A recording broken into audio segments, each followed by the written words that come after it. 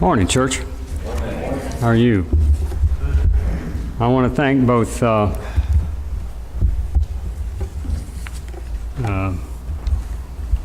Bob, it went away from me, for his prayer for me to speak clearly and understandably, and that we all can get something from this lesson. I also want to thank Jared for his very good choice of songs. There are a lot of songs in our songbook about hope that contain that in it, and so that part is good, but he really weaved things very well, and we'll be singing one song at the end of our lesson here that hopefully brings all of that together, takes on another scripture that we're going to be looking at as we are here together this morning. So, how many of you have ever read John Bunyan's book, Pilgrim's Progress? Have read it, or at least pieces of it? Okay, we got a few people who are familiar with it.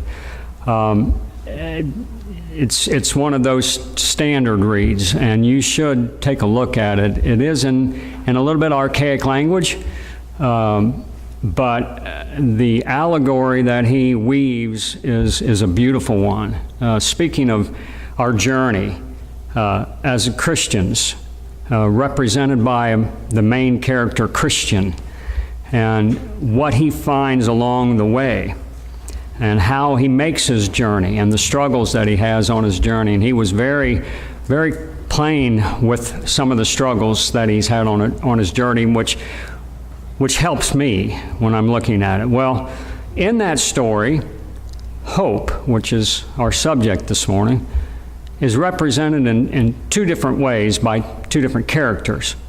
It's personified, if you will, in two different ways. The first one is a man called Hopeful. And Hopeful is someone who grew up in the city of vanity. And you can take on, the meaning for that would be the emptiness of the world. That's where he grew up. But his name, I want you to remember this, because this comes in later. His name was Hopeful before he met Christian. And his name was Hopeful before he went on the journey with Christian to the celestial city, to where God is, to that relationship with God. So before he met Christian, Hopeful was hopeful for what was at Vanity, and they had something called Vanity Fair, and everything there was frivolous and just over the top, and you can enjoy yourself for whatever you wanted to do, and you had whatever you needed, and so he was hoping for those things. Well, what he found was that those were all empty. They were vanity. And it took him to suffer some very bitter disappointments to be able to accept this journey that Christian was going on, that he needed to be a part of. And that's very important too.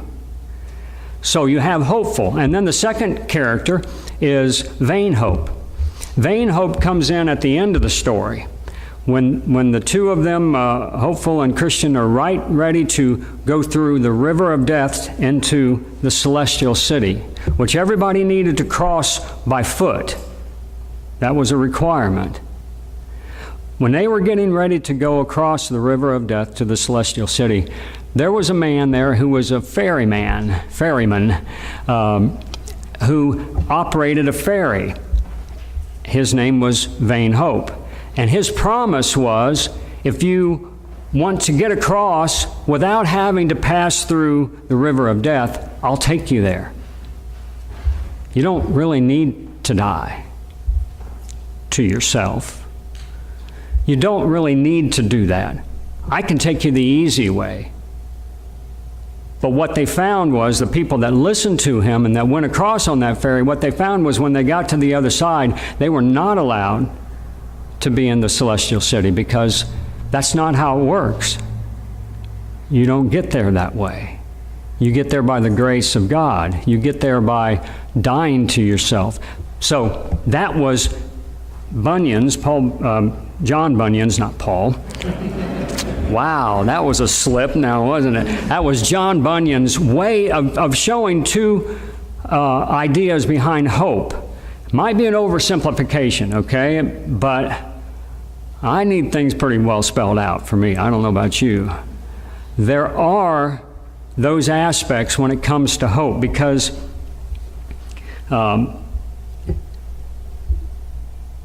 one of them is life-giving. That's the one that hopeful had. That hopeful came to have. And one of them ends in destruction. But they're both hope. Hope for whatever. When we think of hope, we use that word in so many different ways, kind of in a whimsical way. I hope I don't run into traffic because I've got this appointment at 1 o'clock. I got to be there. What does that mean? I hope I don't get cancer. Well, what does that mean? I mean, how is that really, how real can that actually be?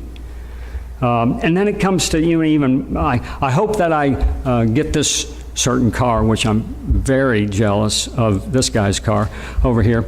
I hope that I get this car, or I hope I get this position. And it is a hope. You can't say that it's not hope. What is it based on might be something that we need to discuss. What is the end of it, which is really our whole discussion here? What is the end of your hope? Where does it take you? First of all, hope always leads you to an end. Whatever the hope that you have, put any of them in there that I just mentioned, whether it's real or it's empty, it leads you somewhere. Matt, if you put that picture up. Some of these thoughts came from a lady, actually, who wrote an article, Jill Catarini, from A Slice of Infinity. And I got the title of the lesson, full disclosure, I got the title of the lesson from her because it was so helpful. The end of hope. What is that? Well, it's actually two things. But if you look at this picture, it's a little hard to see. We turn the light out up here so that you can see it. But do you notice what's up on her shoulder? Can you tell what that is? Okay, you can't. That's what I thought. It's a little hard to see. That is a lyre. Lyre? I don't know how you say that. That's a harp. Okay? But if you see right coming from the top of her head, it's very difficult to see. I wish it was a little clearer. There's one string. And this man, George Frederick Watts, painted this picture, and he called it hope. Hanging on by one thread. Now, you can look at that picture and it's art, okay? It's art. It's to be interpreted, okay? Different people look at it and they see what he's saying with that. That this lady, if you will, has that hope, and that's the only thing that's holding on, that she's clinging to. Some people, G.K. Chesterton looked at this picture, who's an old preacher from over in Europe. He looked at this picture and he said it should be called despair. Because the woman is in such a state that she's blinded by it, and there's nothing that she can do. There's both aspects to that idea. I think that it's true. You can go ahead and take that down, Matt. But in the story with hopeful and with vain hope, there was an end that was reached. There's an example in the New Testament, right at the end of Jesus' life, of this too. I think that it fits, and stay with me if you agree with me or not. At the end of Jesus' life, there were two people whose hopes were dashed. One of them was Judas. Judas from what we can understand, we're going to have to pull a little bit of our thoughts into this, wanted something different than what Jesus did. We're not exactly sure what that is.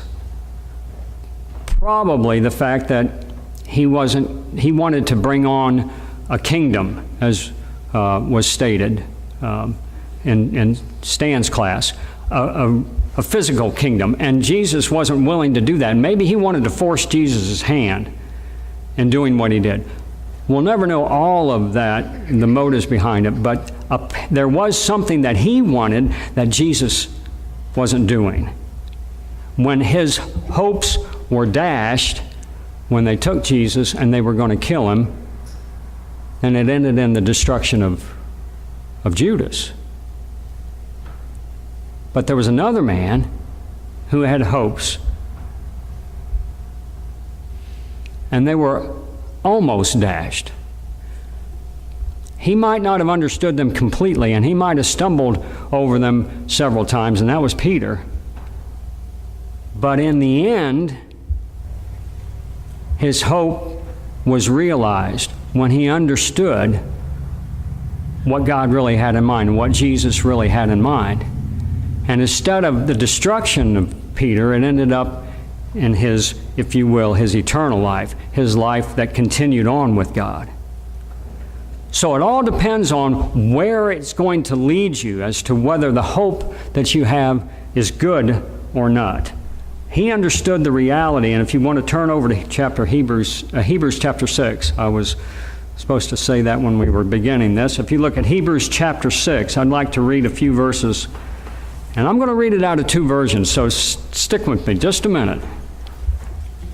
18 through 20. Start in the NIV. God did this. In other words, the previous idea is that God promised these blessings on us as Christians through the same blessings that he gave Abraham.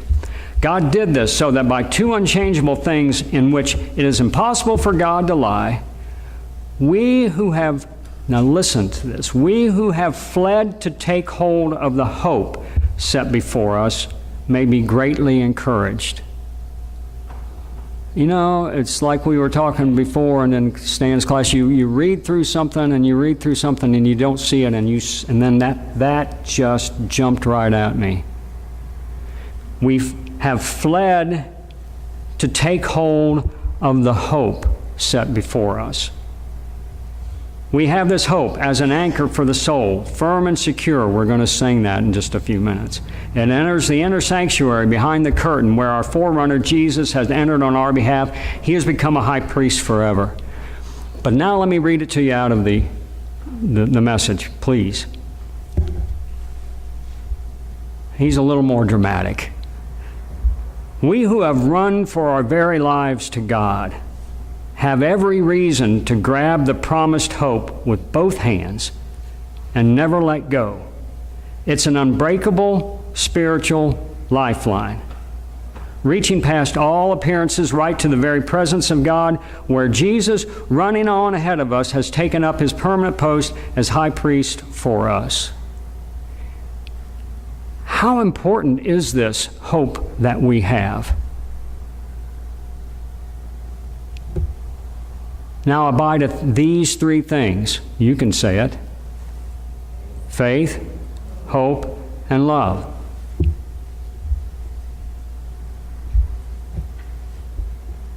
Why did he separate faith and hope? The obvious reason is they're different. And maybe we haven't thought of it in that way. Usually when you think of hope, you always think of faith, and it has to be connected. It does have to be connected, because your faith is in what? What is your faith in? Or on? Who do you base your faith on? Are those questions. But hope is different. Hope is more emotional. Maybe those of us who really like the Word and really want to get into the Word and really want to know what those things are, and we're very careful about that. Sometimes when we get into this touchy-feely stuff, we're not very comfortable. Now, are we?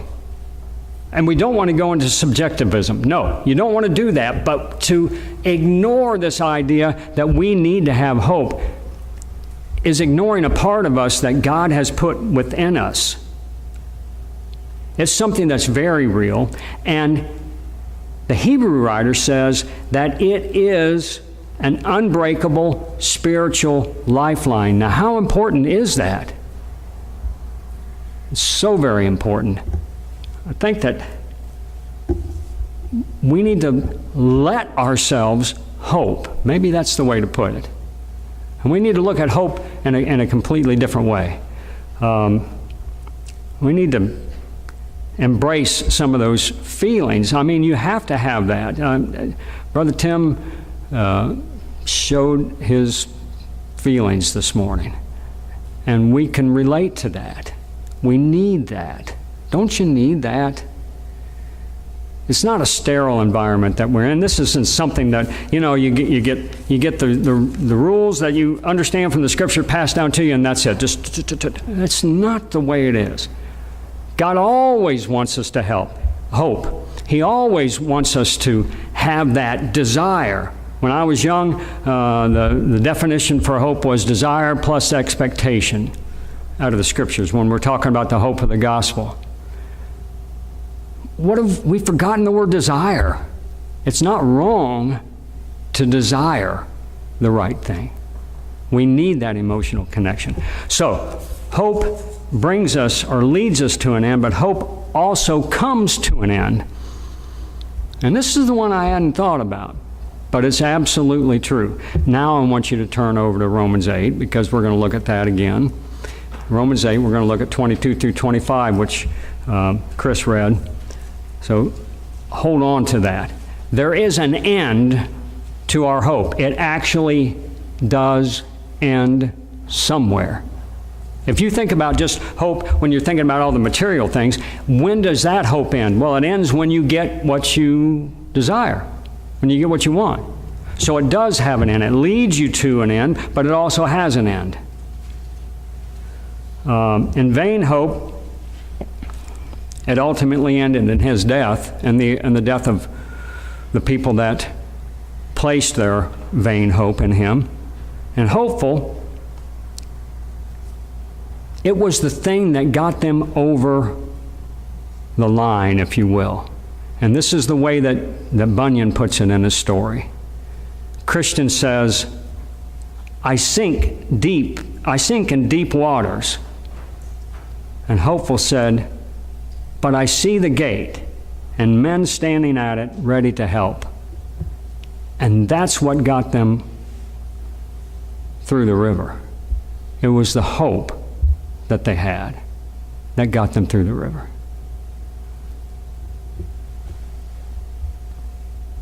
But then when they got to the river, hope ended. Let's read Romans 8:22 through, I gotta get over there, through 25. We already read it in the NIV, but let's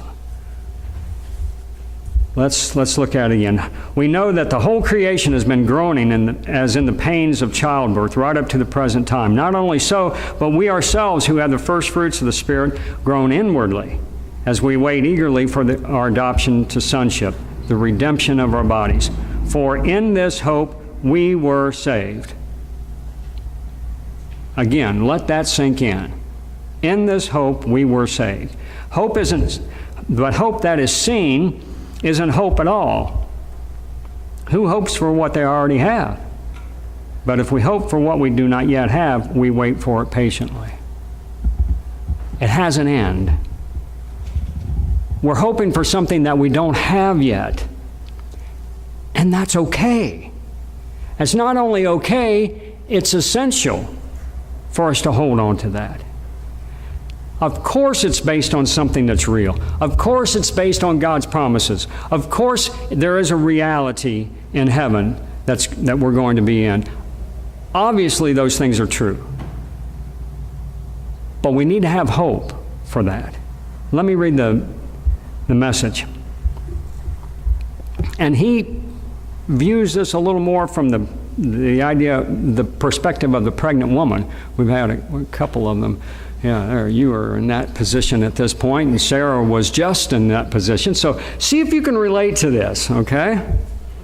Because he pulls it around a little more that way, and I think it's very good. All around us, we observe a pregnant creation. The difficult times of pain throughout the world are simply birth pangs. But it's not only around us, it's within us. The Spirit of God is arousing us within. We're also feeling the birth pangs. These sterile and barren bodies of ours are yearning for full deliverance. That is why waiting does not diminish us any more than waiting diminishes a pregnant woman, a pregnant mother. We are enlarged, and you can relate to that, can't you? We are enlarged in the waiting. We, of course, don't see what is enlarging us, and you don't see what's enlarging you. You know what's there. We don't see what is enlarging us, but the longer we wait, the larger we become, and the more joyful our expectancy. He uses the word expectancy. That's emotional. Pregnancy is emotional. That's who we are. Now, I don't understand everything about how the earth is groaning. That is such a deep subject. I want to know more about it. We've talked about it a little bit between the several of us. I don't know what that means exactly. But there is going to be a fruition. There is going to be something that empties into and becomes something different. And that's what we are wanting. We are desiring. And he doesn't just limit that to just Christians. He says we who then have the Spirit, we know what we're looking for. He's talking about everything, everybody in creation. Why do you think we even have hope in the beginning, to begin with? Why do people hope for anything to begin with? Because they want something that's better. You want a better, even if it's material, you want a better car, you want a better, you want a better life, whatever it is, we want something that's better. God put that within us. Now, it needs to be directed so that it ends up giving us what we really need and what we really should be wanting. But God put that within us. It's a prompting from our Creator to lead us to hoping for the ultimate best. The message says full deliverance. What I'm here to tell you is that every time that there is hope that comes up in your life, it should be a reminder of our ultimate hope. And it should be, it really is a piece that leads us to that. And hopefully, in the book of Bunyan's book, Hopeful was led to that. Like I said, his name was Hopeful before he met Christian. His name was Hopeful before he took off on the road to the celestial city. We all have that within us. We need to tap into that when we're talking to people. We need to help them understand that that's very real and that's okay. But what do they really want? Is it going to be anything lasting? Is it going to be Vanity Fair like it was for Hopeful? Maybe we have to go to such point of desperation that then we realize that this isn't the answer. It's a progress. It's not static. It's something that moves. It's something that changes. It's something that, if you will, evolves. I don't like using that word, but it's something that mitigates, it changes, and it becomes more for us. Ecclesiastes 3 and verse 11 says that God has set eternity in the hearts of men. And again, I might not totally understand all of that, but it tells me that and we know this, that there's something spiritual in every man and woman. And this idea of hope is bound up in that part of being spiritual. We want the fulfillment of what God has said and has promised under Jesus. We fill it up with stuff that doesn't fulfill, and then we understand that's not fulfilling. That's not what I need. So you got to ask yourself a question: where is your hope leading you? You know, full life, destruction. I think that we're looking for the full life. How will your hope end? When it does come to fruition, what is it going to give you? Is it going to be wishing one hand, spitting the other? Or is it going to be what God's promised that we can count on? If you need to respond to the hope that God offers, real hope, please come as we stand and sing.